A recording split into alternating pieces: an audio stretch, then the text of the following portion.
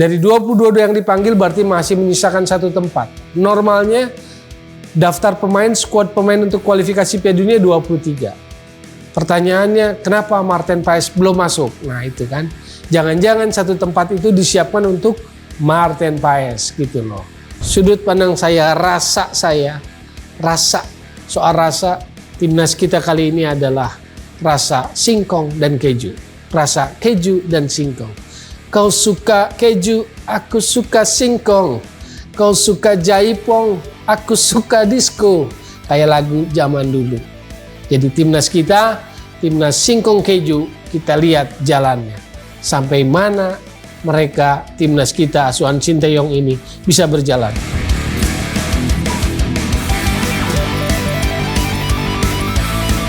Selamat datang di podcast Ditoel.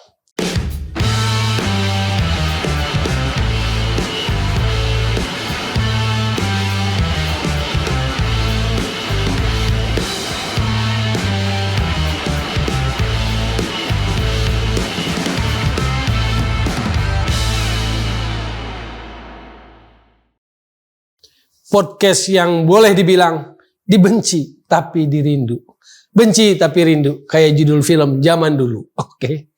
Nah kali ini saya sendirian. Partner in crime saya sedang ada kesibukan lain yang rupanya tidak bisa diganggu urusan langitan.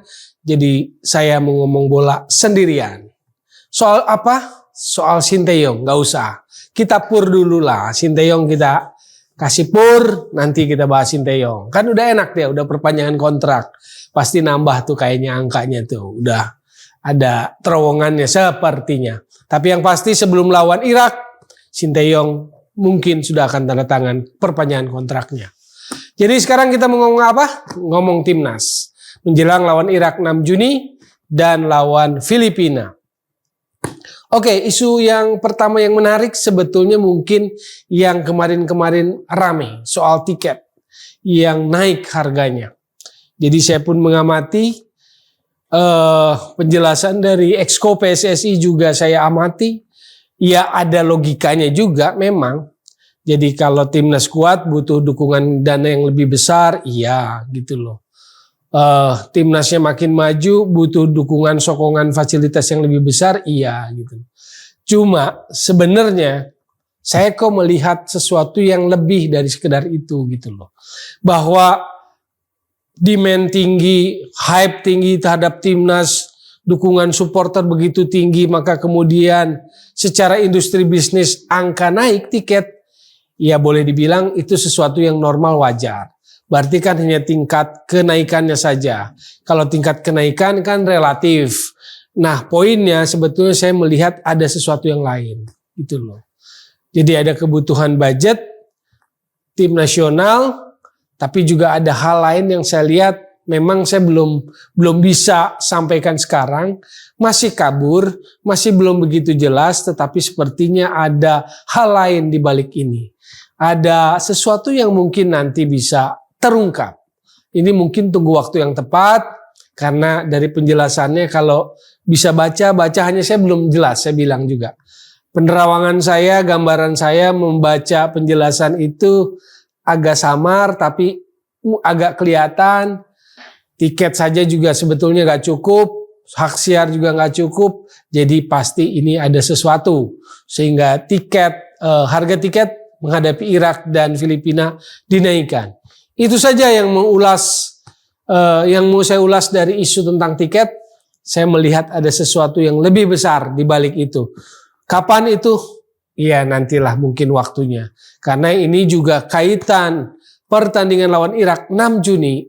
Lalu 11 Juni lawan Filipina. Di antara itu tanggal 10 Juni ada Kongres Tahunan PSSI. Nah ini juga penting. Jadi kita mau tunggu gebrakan PSSI setelah timnas di Piala Asia. Lalu di Piala Asia U23 hampir lolos ke Olimpiade. Sekarang gebrakannya apa? Di area organisasi. Kongres Tahunan PSSI 10 Juni. Apa yang akan terjadi? Itu yang menarik gitu loh. Apakah akan ada mulai bersih-bersih seperti janji Ketua Umum Erick Thohir? Kita nantikan saja.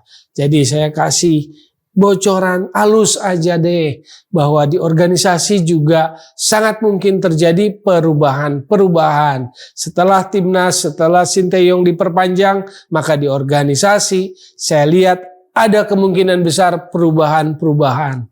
Posisikah, orang-orang tokoh-tokoh tertentukah, ataukah reorganisasi untuk membuat PSSI lebih modern, lebih sehat misalnya. Jadi kita tunggu tanggal 10 Juni. Di sela-sela antara lawan Irak tanggal 6 dan lawan Filipina tanggal 11 ada kongres tahunan. Isunya soal organisasi dan soal lain-lainnya juga. Oke? Kita bicara apa lagi? Timnas, langsung deh kita bicara soal Timnas. Elkan Bagot setelah tidak merespon lah mungkin lebih tepatnya panggilan untuk memperkuat Timnas Indonesia di Clairefontaine menghadapi Gini kemarin, saat ini ternyata tidak masuk atau tidak dipanggil dalam skuad Timnas untuk menghadapi lanjutan kualifikasi Piala Dunia 2026 lawan Irak dan juga Filipina. Elkan Bagot nggak ada. Setelah sekian lama selalu langganan, sekali ini Elkan Bagot nggak masuk.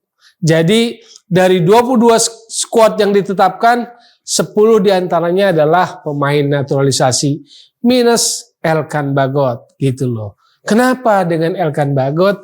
Ada apa dengan Elkan Bagot? Belum terbuka juga dengan clear, transparan. Ada apa gitu loh. Yang pasti sepertinya Sinteyong boleh jadi ngambek, boleh jadi agak kesal sehingga kali ini dia tidak menyertakan Elkan Bagot lawan Irak, lawan Filipina. Sekarang kita mau bicara apa lagi setelah isu Elkan Bagot yang belum jelas, yang katanya ngambek, yang kemarin tidak merespon, yang juga sekarang dibalas oleh ngambeknya Sinteyong nggak panggil Elkan Bagot. Gitu loh. Jadi baca tuh kebiasaan-kebiasaannya. Sebelumnya juga pernah. Egy Maulana Fikri juga kan waktu dipanggil cedera balik ke klub akhirnya main lagi, akhirnya nggak dipanggil. Sempet tuh kayak begitu sama Sinteyong. Jadi mungkin harus datang sungkem sama Sinteyong, Elkan Bagot. Siapa tahu kalau sudah sungkem dipanggil lagi. Kan kayak begitu. Sekarang apa? Timnas 10 naturalisasi dari 22 pemain yang dipanggil. Dari 22 yang dipanggil berarti masih menyisakan 1 tempat. Normalnya daftar pemain, skuad pemain untuk kualifikasi Piala Dunia 23. Pertanyaannya, kenapa Martin Paes belum masuk? Nah itu kan, jangan-jangan 1 tempat itu disiapkan untuk Martin Paes gitu loh. Nah, yang banyak dipelintir, diplesetin adalah soal pernyataan saya dalam sebuah talk show televisi ketika saya menyodorkan simulasi situasi antara Martin Paes dengan Hernando Ari. Poinnya yang mau saya sampaikan bukan soal Hernando Ari tidak suka berkompetisi. Hernando Ari itu sudah terbiasa berkompetisi, bersaing. Dia punya mental bersaing yang kuat. Kenapa saya katakan begitu? Dia sudah timnas sejak kelompok umur 16, 18, 19. Jadi Hernando Ari itu sudah terlatih bersaing, sudah terlatih berkompetisi sejak level U16 tim nasional. Artinya kalau bicara proses, dia sudah menjalani proses. Dia sudah melewati proses, dia sudah berkontribusi besar buat timnas Indonesia, terutama di Piala Asia U23 kemarin. Tendangan penalti dia gagalkan, dia juga eksekutor penalti, penampilannya overall selalu jadi man of the match. Jadi dengan kontribusinya buat Indonesia, apakah Hernando Ari layak jadi penjaga gawang nomor 1? Jawabannya layak. Yang saya mau sodorkan simulasinya, yang saya mau sodorkan untuk berpikir adalah ketika Martin Paes masuk, siapa posisi nomor 1? Kan begitu. Kalau bicara soal naturalisasi itu prinsipnya kemampuannya harus di atas rata-rata pemain lokal.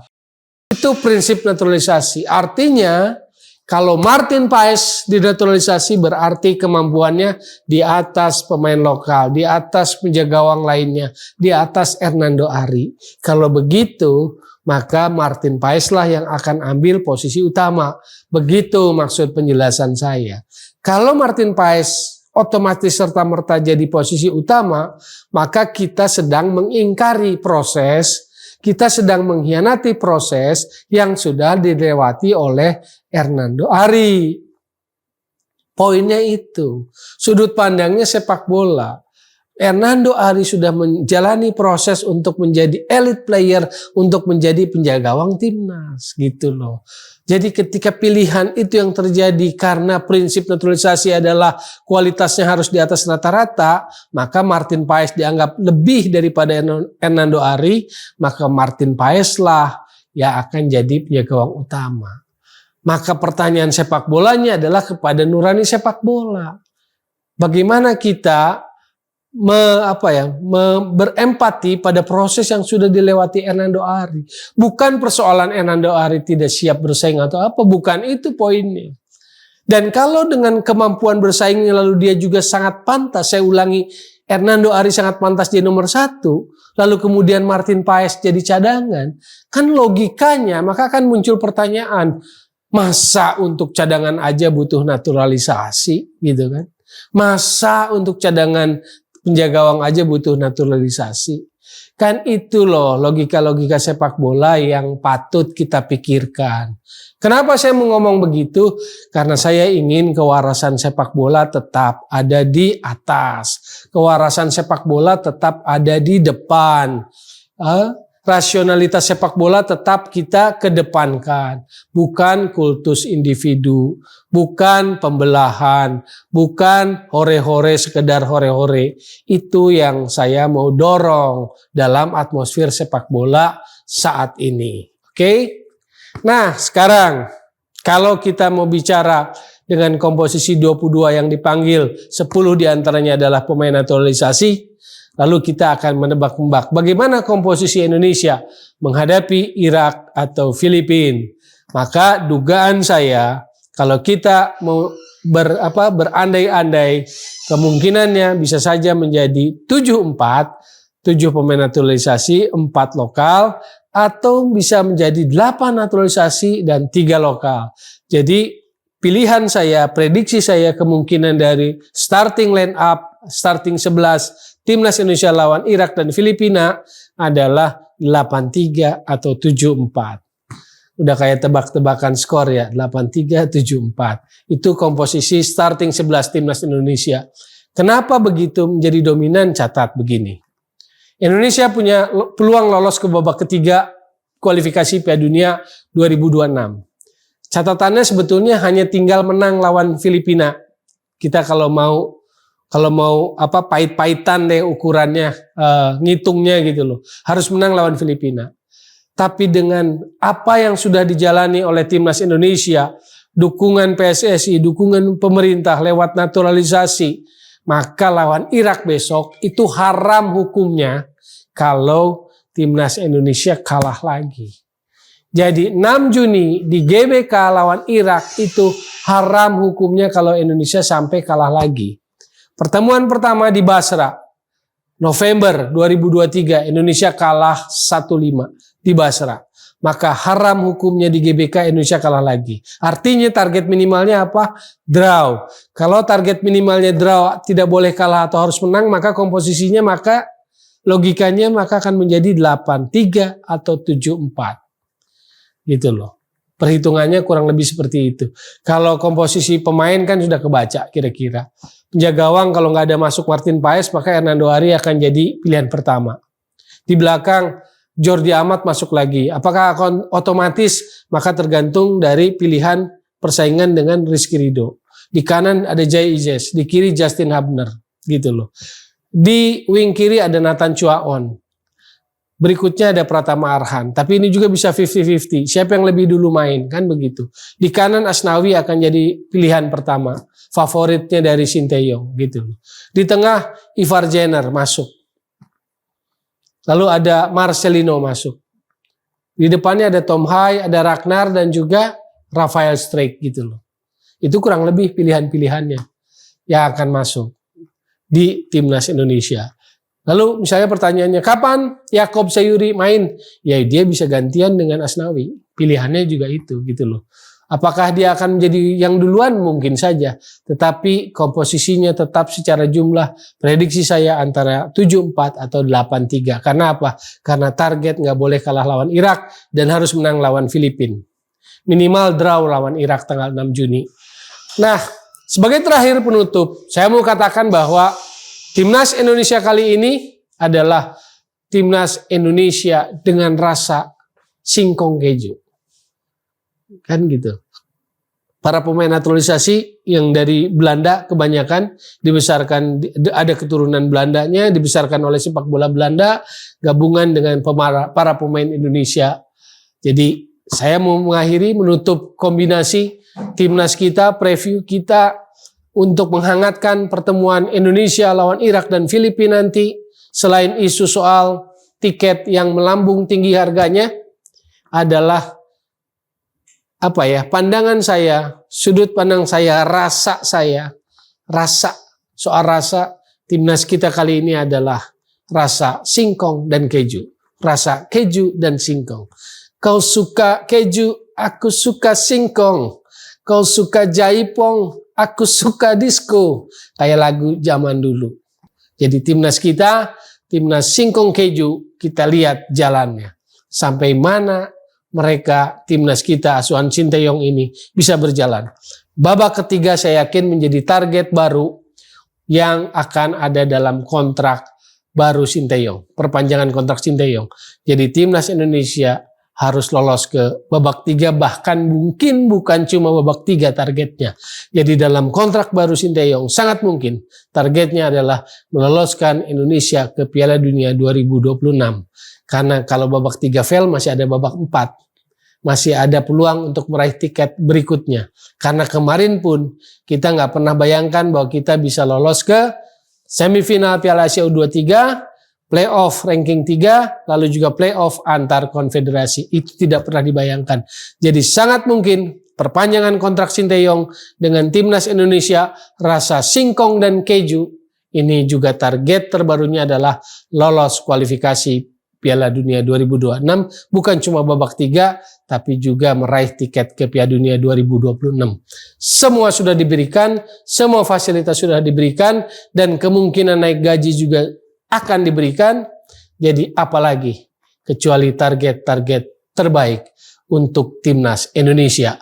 Yang versi saya adalah timnas Indonesia rasa singkong dan keju. Sampai jumpa di podcast Ditoel di edisi mendatang. Ciao.